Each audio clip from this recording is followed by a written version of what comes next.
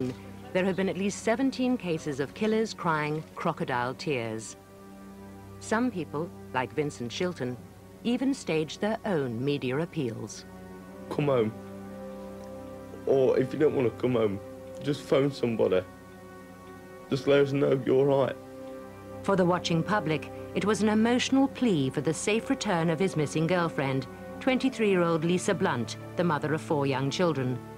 But Shilton was lying. He'd already killed Lisa in a drunken brawl and taken her body to a nearby wood where he'd soaked it in petrol and set it alight.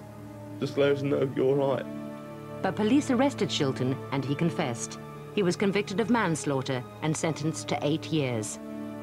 Mitchell Quay went one step further and mounted his own media campaign when his wife and the mother of 2 young children disappeared. One day, either Lindsay's going to walk into a police station or someone's going to see Lindsay.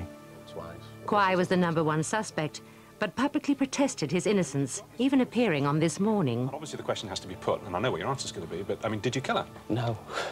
No, I just wish someone had listened to me. No one has listened to me since this has begun. After 15 months, he took his publicity campaign one stage further.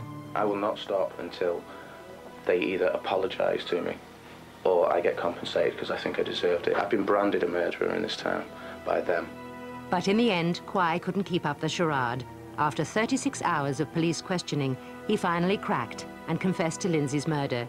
He led police to where he'd dumped her dismembered body. He was jailed for life. Many killers think their lies will somehow hoodwink the police and watching public alike. They may believe their tears will save them. They may believe they can ride out the storm. They may even court the limelight, hoping to deflect suspicion from themselves. But in some cases, it's the very appeal they make that leads directly to their downfall. The children of Robert Wignall, grief-stricken and baffled by the brutal murder of the father they loved. I can't find any motive whatsoever why anyone would have done this. I've never known my father to raise his hand or even argue with anyone.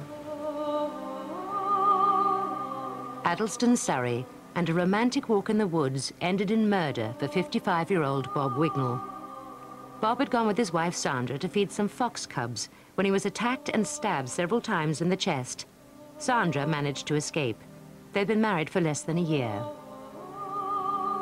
It's one of those things where everybody says that he's a nice guy, and he genuinely was. He never got upset with the children or his grandchildren.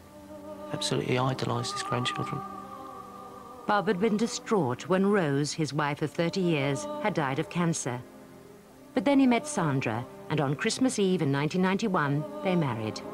I think everybody was genuinely happy for Bob, that we really thought that he'd found a little bit of happiness again.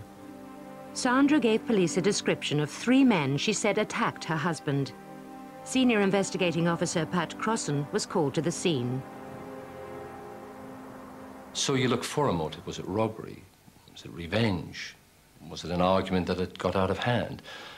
But there was no information leading to any of those. So it just appeared to be a motiveless crime. It's beyond belief. You can't take it in at all.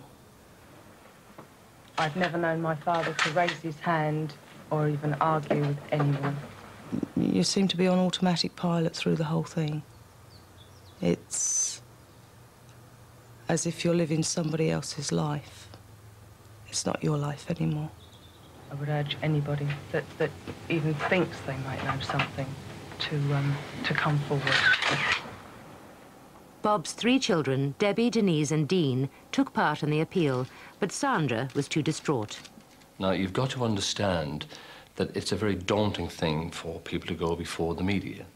They're not trained for it, they're not accustomed to it. And so you cannot make a judgment about why people do or they don't participate. She was now part of our family, and she'd been through this terrible thing.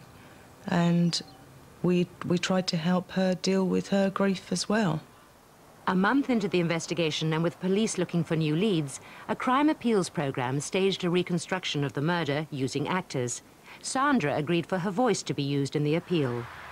We were standing talking, and from behind Bob's back, I saw these three boys. Have you seen a puppy boxer, mate? No dogs round here, I'm afraid. They just seemed to appear from nowhere. I thought one of them was coming after me, but I actually ran to the bottom of the motorway.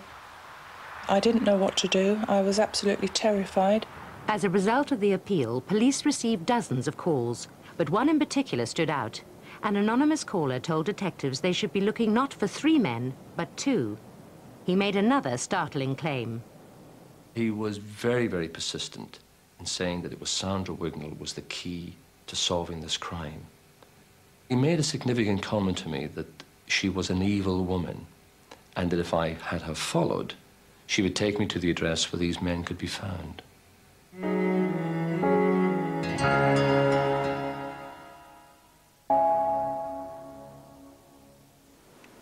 Bob Wignall had been stabbed to death while on a woodland walk with his wife, Sandra. The man investigating the murder, then Detective Superintendent Pat Crossan, had been suspicious of Bob's wife, Sandra, from day one. Robert Wignall was murdered near the spot where I'm now standing, and his body was dumped about 10 feet behind me. There were certain inconsistencies coming through. First of all, how did she find the body 10 or 15 minutes later in a dark wood, some distance away from where the attack had taken place? Why, for example, did she not run off in the opposite direction, where there were lights from houses, to seek help? The police mounted a surveillance operation to follow Sandra Wignall.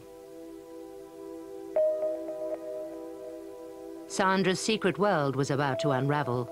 Police discovered that just 9 days after marrying Bob, she was back with a former lover, Terry Bewley. The relationship with that man was such that she would do anything that that man had asked her to do. If he said to drive naked to a given spot, she would do it. He invited other men to have sexual relationships with her in his presence, and she agreed to that. She obtained money, legitimately I might add, and gave it to him. She was totally besotted by him. The police investigated Bewley's background and uncovered some alarming details. Terry Bewley was a cold, cunning, and calculated individual who had a previous conviction for murder. Police were convinced that Bewley was involved in the murder. They also discovered that 3 months after marrying Bob, Sandra Wignall had persuaded him to take out a life insurance policy for £21,000. But Bob had begun to suspect his wife was having an affair. He confronted her about it just a week before he was murdered. Police followed Sandra Wignall to Bewley's house 50 miles away, where they arrested the pair and another man, Bewley's lodger, Martin Hughes. When questioned, Hughes admitted being the anonymous caller. He had recognized Sandra Wignall's voice on the appeals program. She was a regular visitor at Bewley's house.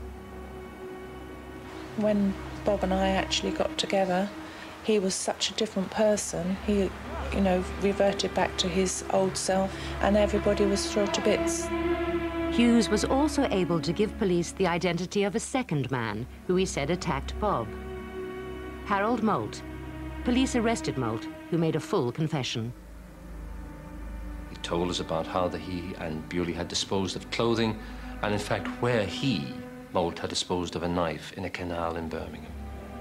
Bewley and Wignall continued to deny any involvement in the murder, but Moult's confession had given police the proof they needed. The pair were charged. Bob's family was shocked, but had begun to have their doubts about Sandra's story. There were times when you thought, you know, she must know more than she's letting on. You feel quite bad upon yourself for thinking them. Sanity, what you think is sanity, kicks in, and you think, well, that's just ridiculous to believe that she would have done this. Why would she have done such a terrible thing? She actually sat in my kitchen discussing how she was going to spend the money, how she'd promised her daughter a horse. I suppose you're in shock yourself, and you don't want to believe, you desperately don't want to believe that she could possibly be involved. Sandra Wignall had not wanted to take part in the police press appeals. She feared showing her face would help people link her to Bewley. she only reluctantly agreed to use her voice, but even that was enough to trap her. The motives for this murder, said the prosecution, were lust and greed. Sandra Wignall claimed her husband had been attacked by 3 youths for no apparent reason. The story was, said the prosecution, complete fiction. This woman was portrayed in the press after she was tried as almost a, well, virtually a prostitute. And we had absolutely no knowledge. Sandra lived a totally double life. We just weren't describing the person we know. It still seems unbelievable.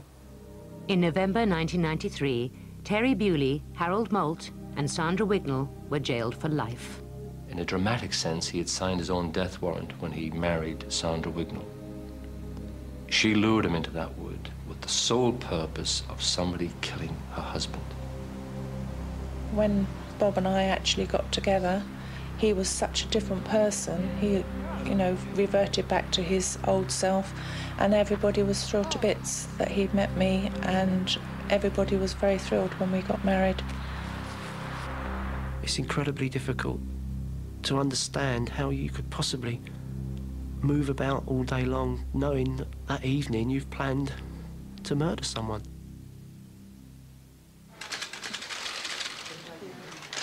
Jean Dado faced the cameras after her husband had been shot in an apparently motiveless murder. I would just like to say, anybody out there knows anything or has seen anything that could help find whoever shot my husband, would please come forward.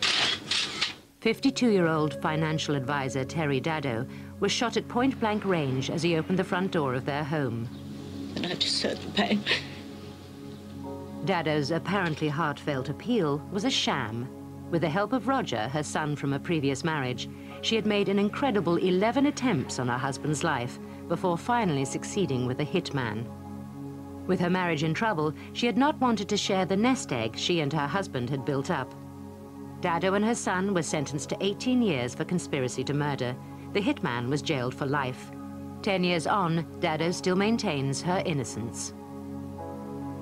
A personal appeal from victims' family or friends can maximize publicity, but it's a daunting experience, and people react in different ways, whether guilty or innocent.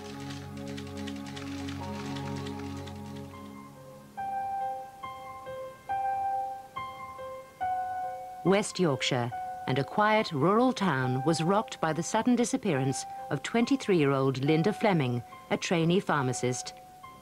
Linda, who lived with her parents, had failed to turn up for work. After 24 hours and with no news of her whereabouts, her father reported her missing. She loved her family, she was devoted to her family, and seemed to be much closer to Dad than to Mum. She was Daddy's girl.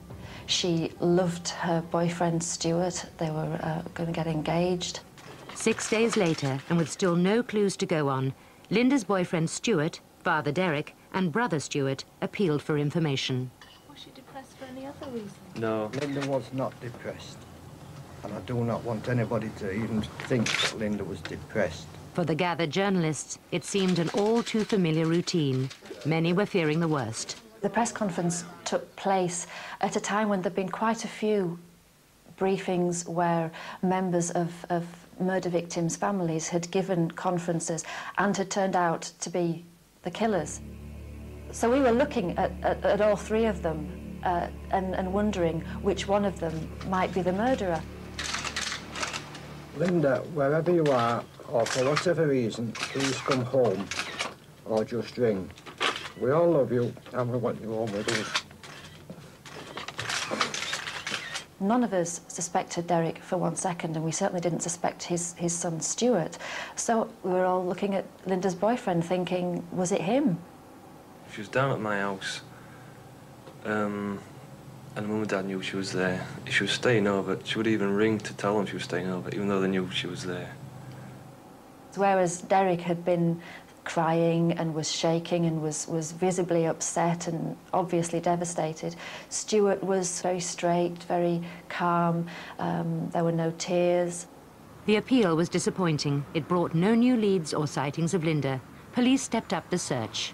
So far, an extensive search by mounted police, tracker dogs and the